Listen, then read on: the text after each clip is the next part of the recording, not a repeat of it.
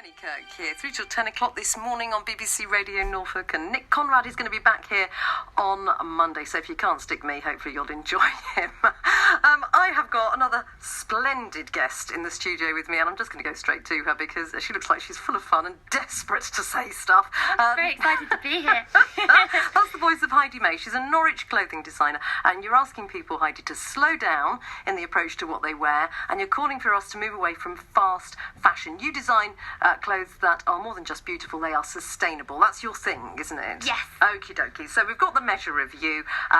What is fast fashion for us who don't really understand what that phrase even means? Okay, so fast fashion is basically we are consuming fashion at a rapid rate.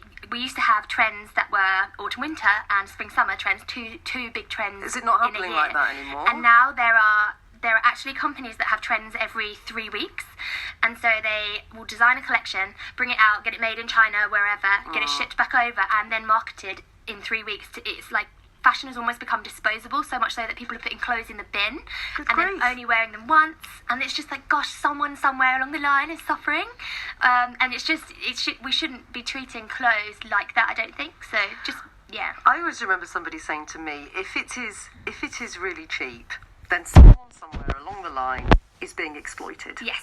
Which is probably exactly what you're trying to say, isn't it? Yeah, definitely. You just said it a lot better than I did.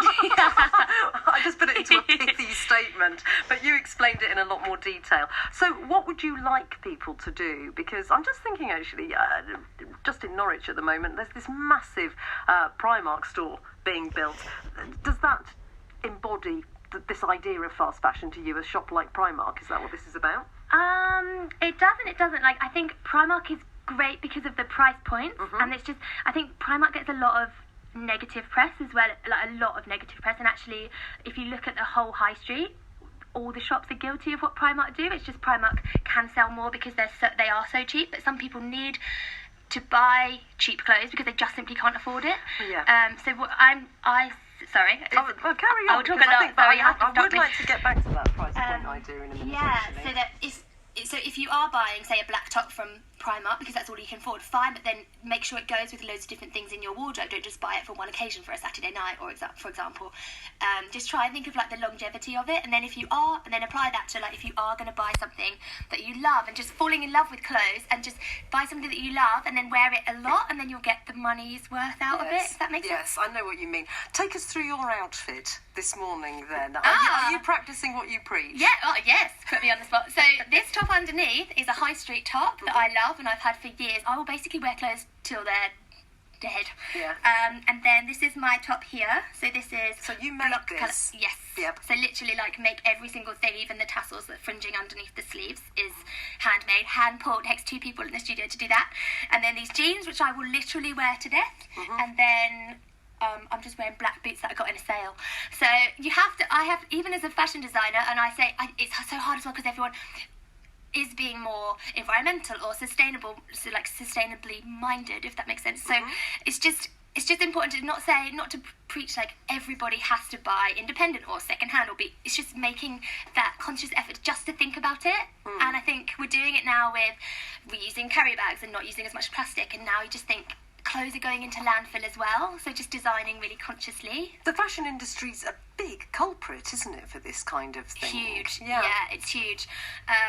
And so like what I do is try and we don't hold loads and loads of stock, because some companies, especially high-end companies, have even burnt clothes just to save face. That was a Burberry story, I think, wasn't it? Something like that. Yeah. Yes, I wasn't going to say. No, that's okay. I'll happily say it. That's my job. Go on. Yes. So what we do is we have like one in stock and we make to order. Just so I hate the thought of making 50 jumpers and then all just be sat there and then nobody, and then have. I don't know, I just hate that thought of waste. And also, like, we keep all of the scraps of fabric in the studio and then we have them in little cards. So then, because we are an online brand, we send them out to people and so they can touch and feel the quality of the fabrics, because we're all about, when you go shopping in the high street, you feel the quality and you can feel like you want to put it on because it feels nice. And so we just try loads of different ways. We're not by any means 100% ethical. We can't be now. We can't have organic fabrics, for example. We wouldn't be able to survive with paying. Because the cost is just too much for that sort of thing, or the availability? The availability as well, and because a lot of ethical and sustainable fashion as well is it's pitched at people. It's not as this sounds really terrible, but it's not as cool and it's not very fashionable. It's kind of got like this dowdy reputation. If you're going to have ethical fashion, it's kind of like made of hemp or it's very tie-dye top sort of thing. Yeah. Even though tie-dye's very cool now. I'm not on trend at all. You are block colour orange. You're wearing a lovely orange jumper. And I don't know where I was going with that. We were talking about the fashion industry being very responsible for things. I'd also like to touch on the fabrics that are being used because, knowing that you were coming in today actually made me think, what am I actually wearing? Because I just chuck stuff on, as anybody will testify. I'm not a very fashionable person. I don't really go around the shops very much, and I tend to live in charity shops a lot of the time. Love charity shops. You get one up. So actually, I'm just very aware that most of what I've got on, which is an old breastfeeding maternity top, which I love, which I've had for 8 years, this orange top from Next, which I don't think has got a single natural fibre in it. It looks very man-made and synthetic. I've got my Asda trousers on. But I've also got, and I'm just going to take my shoe off so that you can see. I love this. Look at that. Oh my gosh. Do you love it? Do you love it? Or where do you stand on that? I do, but I do. My mum would absolutely love those, and that is. I don't mean to be. My mum would love those. I've just been aged horribly. Sorry. Oh my god. But no, my shoes, they are lime green with a bright red flower on. But I tell you what, I got it in a charity shop. Yes. Love that. Yes. Love that.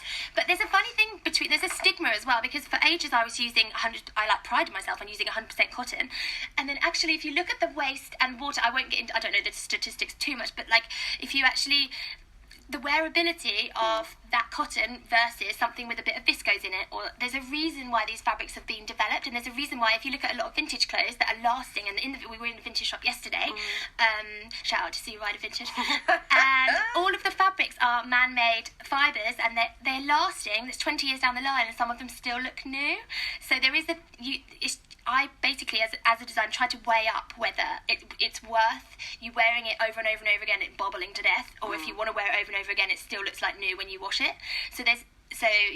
It's just being mindful of that, really. And like you've probably worn that top a lot, and then because it is got Absolutely. Is there an appetite for this? I mean, obviously, we talk about fast fashion. We see the statistics of the amount of stuff that's just used and thrown away. It's not a sustainable way of living and of wearing clothes and of actually really getting the most enjoyment out of clothes. Because clothes, I'm sure you would say, should be just a load of fun. Fun, yeah. I use clothes. I use clothes to make myself feel more confident, and if I don't feel confident, I'll put on a big bright colour, and I feel much more like a big cosy jumper, and I feel much better. Or if I'm feeling like I want to blend in the background, I'll wear a black jumper, and it really affects your mood, clothes. And then if someone gives you a compliment for what you're wearing, it's lovely to hear that, and you just feel a lot more comfortable in yourself, and then it just affects everything, I think, anyway. Let's talk about price, because there'll be a lot of people listening going, well, okay, if I buy stuff from a charity shop, then that's affordable and I can do that.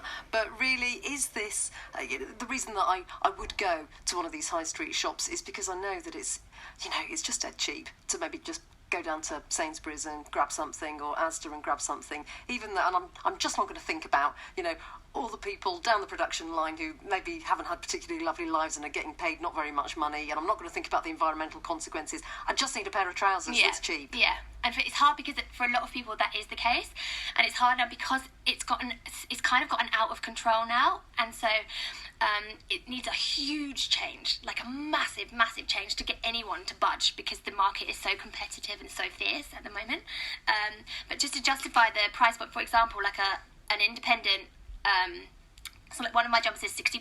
It's a lot for a sweatshirt to a lot of people, and so what we try and do to combat it is like we have a payment method where you can pay in 4 instalments, so that because we pride ourselves on designing something that you're going to have in your wardrobes for years, you almost like count that down as do you know what I mean? Does that make sense? So like it's like, say it's £15 per, and then you wear it like, I don't know, all month, and then you pay per 2 weeks. I know, do you know what I mean? You're extrapolating it out, aren't you? Just trying to think of ways to include people to maybe think that way and make it a bit easier for people to buy independent. Can I just ask you, Heidi May, one last question before we get to the news at 9 o'clock?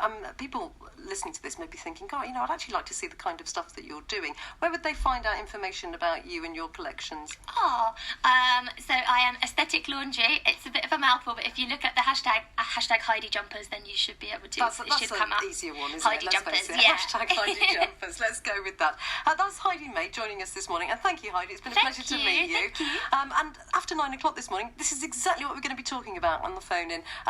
Fast fashion, because of what Heidi's talking about there. She's asking people to basically slow down in what you buy and make some really thoughtful, sustainable choices in what you wear. I'd like to know what you think about this. Is it something that you can afford? Is it something that you're interested in? The number that you need is 0800 389 7321, or you can text me on 81333, and you can start your message with the word Norfolk. And let's get the latest travel news.